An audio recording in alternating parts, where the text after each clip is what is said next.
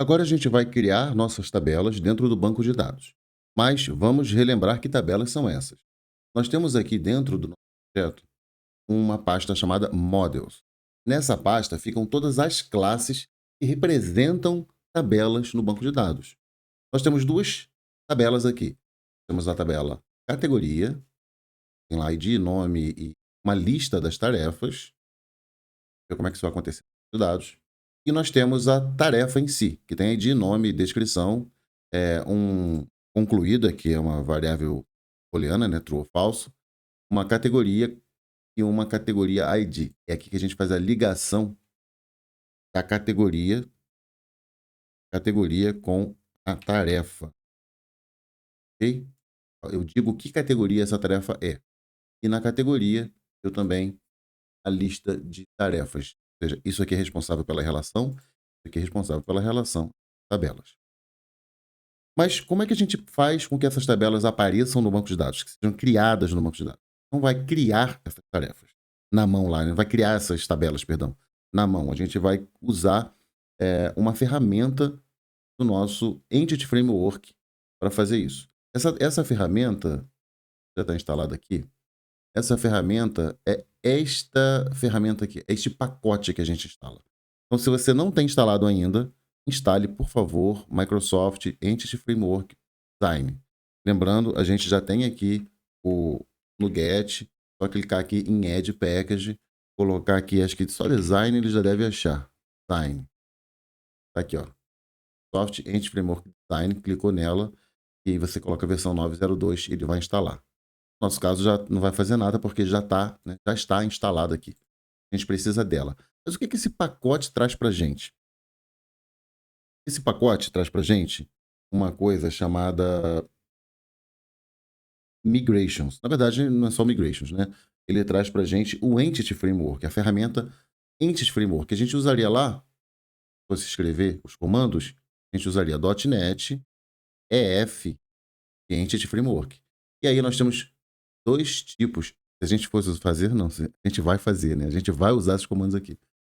A gente tem aqui o próprio database, tá?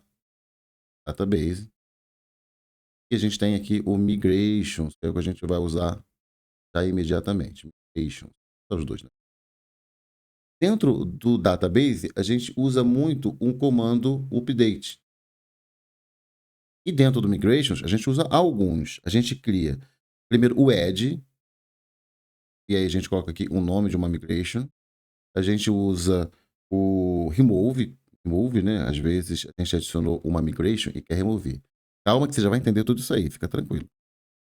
A gente pode usar o list para ver a lista de migrations que tem lá, e a gente pode usar o script para criar um script no banco de dados daquela migration, tá? Então, maravilha. A gente vai usar bastante esse cara aqui, né? E vai usar bastante esse cara aqui. Uma vez ou outra, a gente vai usar esse cara aqui também. Se tem algum erro, a gente quiser remover, mas se a gente não ficar errando muito, a gente vai sempre fazer um add e um update, um add e um update. O add migration cria uma migration, cria um comando em C, um código em C Sharp que vai criar as tabelas no banco de dados. Não cria, só cria o código que vai fazer a geração das tabelas no banco de dados. Tanto criação quanto né, atualização, mudar campo, etc. O update, database update, é que de verdade vai lá no banco, se conecta com o banco e faz isso. Então vamos ver isso na prática agora com o migration.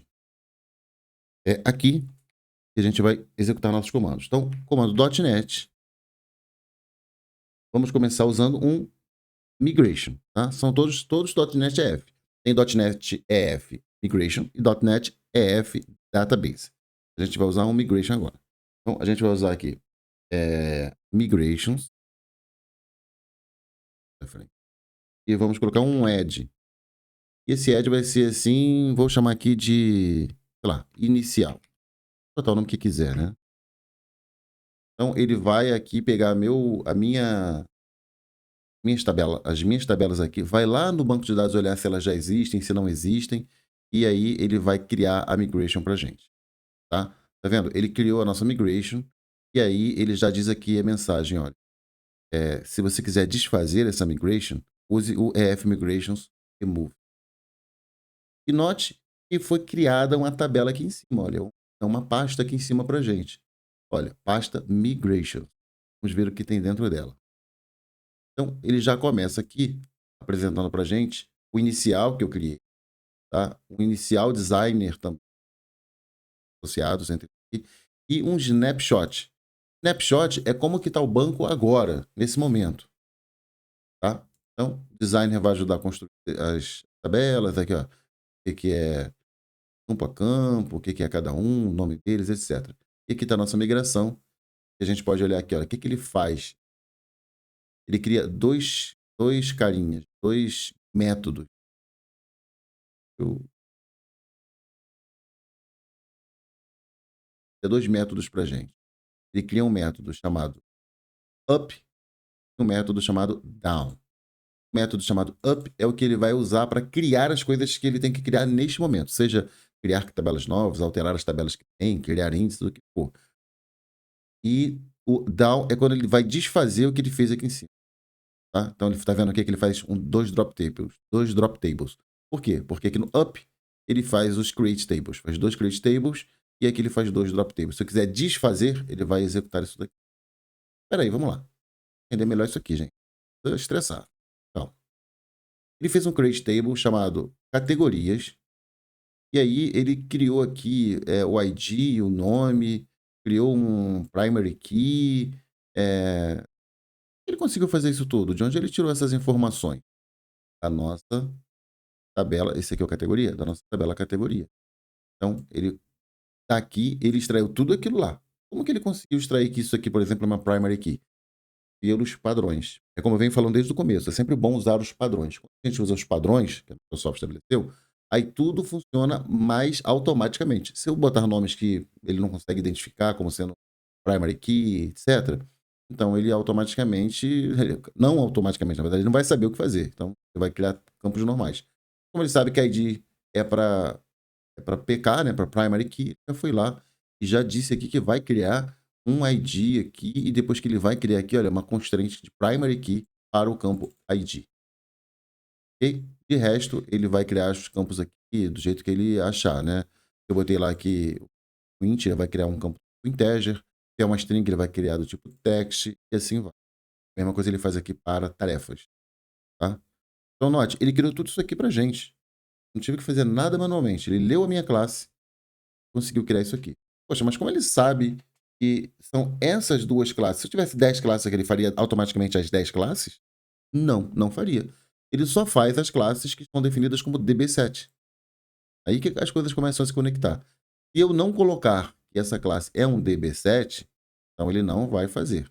Posso criar 20 classes aqui em Models. Ele só vai fazer as que estão aqui dentro. Ok? Beleza, então isso já está no meu banco de dados? A gente vai voltar a esse assunto várias vezes, tá? Da migrations. Aqui a gente pode, se quiser, decorar esses campos, informando que ele realmente é uma chave primária. A gente pode definir melhor o tipo aqui. Essa string, se eu quiser dizer que o tamanho máximo é 10, são 50 caracteres, eu posso. A gente vai ver tudo isso aí com calma depois. Tá bom? Não precisa ficar preocupada nem preocupada, a gente vai evoluindo aos poucos. Importante você entender que a partir das tabelas, a partir das entidades aqui das classes, ele vai criar a minha migration, já está perdido aqui, migration que cria isso lá de verdade no banco de dados. No momento, nada disso foi criado. Outra coisa que a gente pode ver aqui também são as relações. Tá?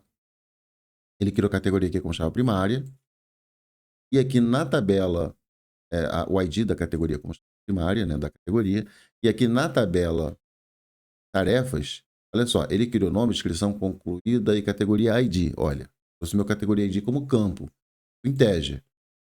O integer. Porque aqui eu coloquei que é um ID int. Tá? Mas onde é que está o relacionamento? Aqui nas constraints. Ele primeiro criou uma constraint de chave primária, depois ele criou uma constraint de foreign key, ou seja, ele está dizendo para mim que esse ID aqui, ó, esse categoria ID aqui é uma foreign key. Ó, categoria ID.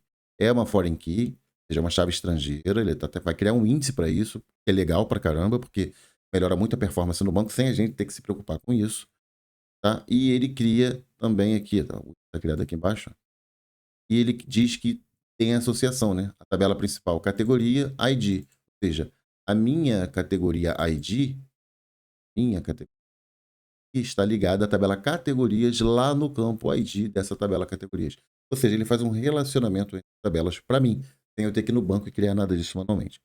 Mas nada disso foi criado no banco, tá? Isso aqui tá só e ele criou um projeto, uma proposta de criação no banco. Ele faz para rodar de verdade esse código aqui, lá no banco, se conectar, rodar lá no banco, executar e criar as tabelas de verdade. A gente vai usar agora o comando .NET EF, agora o database. Lembra? Eu falei aqui do database, ó. Database update. A gente usou o migrations add. Agora a gente vai usar o database update. Lá então. Database update.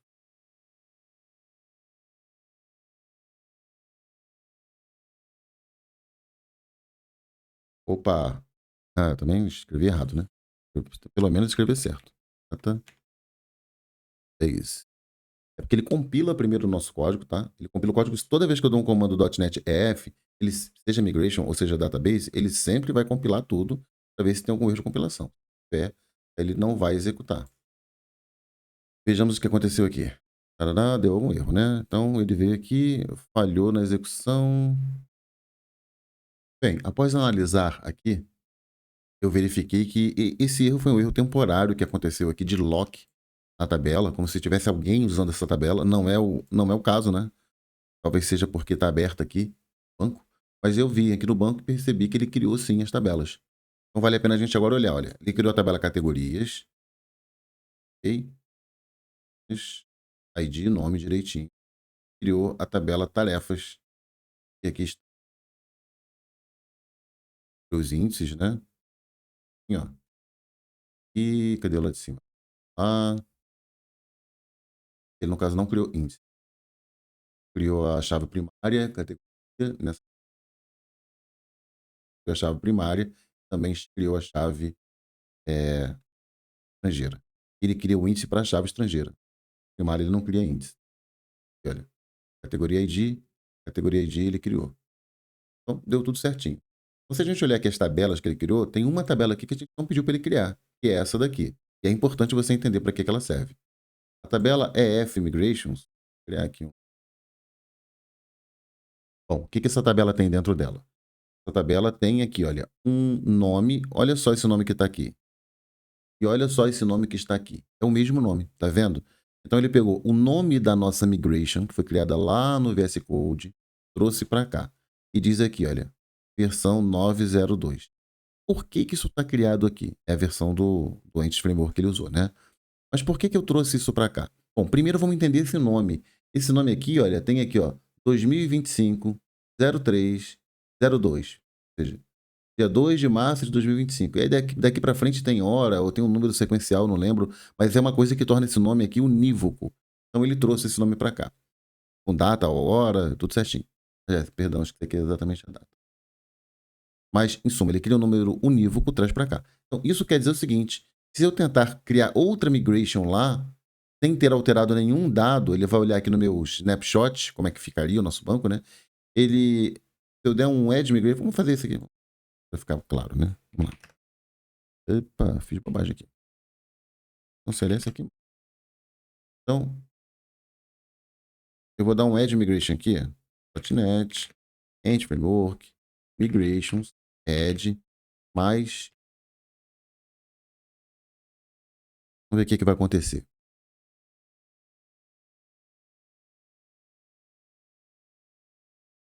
Beleza, se eu quiser desfazer, é só fazer um remove. E a gente vai fazer esse remove já já. Olha aqui, olha, mais uma migration. Sabe o que ele colocou aqui dentro? Nada. Ó, não tem nada. Por quê? O que ele fez? Ele olhou para o snapshot, que é uma versão congelada do meu banco atual. Meu banco atual está assim agora. Ele olhou para o meu snapshot. Ele olhou para as minhas tabelas aqui. Viu que não tem nenhuma mudança. Então, ele criou uma migration vazia, não tem nenhuma mudança para fazer. E toda vez que ele faz uma mudança, ele vai lá no banco e registra. Então ele vai lá no banco e dá uma olhada qual foi a última, se essa migration a migration anterior a essa já está aplicada, etc. Ele faz toda uma gestão aí para a gente. Essa tabelinha aqui é para ele fazer a gestão do que ele já atualizou, o que ele não atualizou e a última versão. Então, não adianta ficar criando migration se eu não alterei nada. Se eu alterar alguma informação nas minhas unidades aqui nas minhas classes, aí sim ele vai criar uma alteração. Bom, então vamos aproveitar a oportunidade .NET Migrations para usar o remove. Porque essa última que eu criei aqui não tem nada, então não quero que ela fique aí. Eu vou remover ela. Como sempre, ele compila a minha aplicação até para fazer um remove. Ele compila, se tiver algum erro, vai dar algum problema. Tem um erro que eu escrevi errado aqui no migrations. Vai lá de novo e vai tentar executar o comando na sequência. Ok, ele já disse aqui que removeu, inclusive ela sumiu daqui. Tá bom? Então, estamos entendidos até aqui? Até ele excluiu aqui, né? Ou seja, a gente utiliza os nossos comandos .NET EF Migrations para adicionar uma migration. Você pega tudo que está na nossa entidade, que está apontada lá no nosso DB Context, e vai lá e cria um código C# para aplicar essas alterações, inclusões, etc., o que for dentro do nosso banco de dados. Aí eu uso o .NET EF Database Update, e aí ele vai lá e faz a atualização de novo. Se eu criar uma migration que não tem nada, o que está errada, e eu quiser remover, é só botar .NET EF Migrations Remove e ele remove. Ok? A gente pode, só para finalizar, ver aqui o sempre eu clico aqui no lugar errado. .NET EF Migrations List. Ele vai mostrar a lista de migrations que a gente tem. Como sempre, ele compila primeiro o nosso código. E aí ele vai mostrar a lista. Na verdade, ao executar, só tem um na lista, que é esse nosso inicial aqui. Bom, então a gente vai seguir, já fez a conexão, a gente vai seguir com nossas aulas, explicando agora como usar essas entidades, essas tabelas dentro da nossa aplicação. Beleza? Fica com a gente então.